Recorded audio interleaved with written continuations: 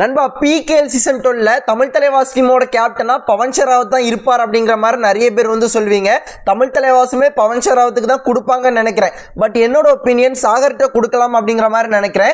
ஏன்னா எப்பவுமே ஒரு ரைடரை விட ஒரு டிஃபெண்டர்கிட்ட கொடுத்தா அது நல்லா இருக்கும் அப்படிங்கிறது என்னோட ஒப்பீனியன். அதாவது ஒரு கேப்டன் அப்படின்னா டீம்ல மேட்ல பாத்தீங்கன்னா ஃபுல் டைம் இருந்தாங்க அப்படின்னா அது டீமுக்கு ஒரு அடிஷனல் பூஸ்டோ இல்லைன்னா ஒரு அட்வான்டேஜ் என்ன வேணாலும் வச்சுக்கோங்க, கண்டிப்பா இருக்கும். ஓகேங்களா?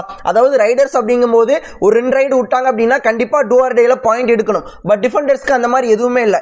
ரொம்ப பொறுமையா ப்ளே பண்ண முடியும். ரைடர்ஸை விட மேக்ஸிமம் டிஃபெண்டர்ஸ் பாத்தீங்கன்னா மேட்ல இருக்கிறதுக்கு வாய்ப்புகள் அதிகமா இருக்கு. ஸோ அதனால நான் சாகர்கிட்ட கொடுக்கலாம்னு நினைக்கிறேன். ஆனால் அதை தாண்டி சாகர் பார்த்தீங்கன்னா ஒரு கூல் கேப்டன், எதை பற்றியும் பெருசாக கவலைப்பட மாட்டார். டீம் எந்த மாதிரி சுச்சுவேஷனில் இருந்தாலும் அவர் ரொம்ப ப்ரெஷர் எடுக்காமல் கூலாக ப்ளே பண்ணுவார். ஸோ அவர்கிட்ட கொடுக்கலாம் அப்படிங்கிறது என்னோட ஒப்பீனியன். பட் தமிழ் தலைவாசியும் பவன்கிட்ட தான் கொடுப்பாங்கன்னு நினைக்கிறேன்.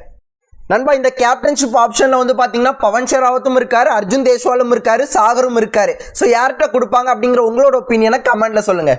சின்ன பசங்கள மாதிரி ஒரு அறிவு வேண்டாம், படிச்சவங்க தானே. இங்கி Pinki பாங்கி father had a Tongi.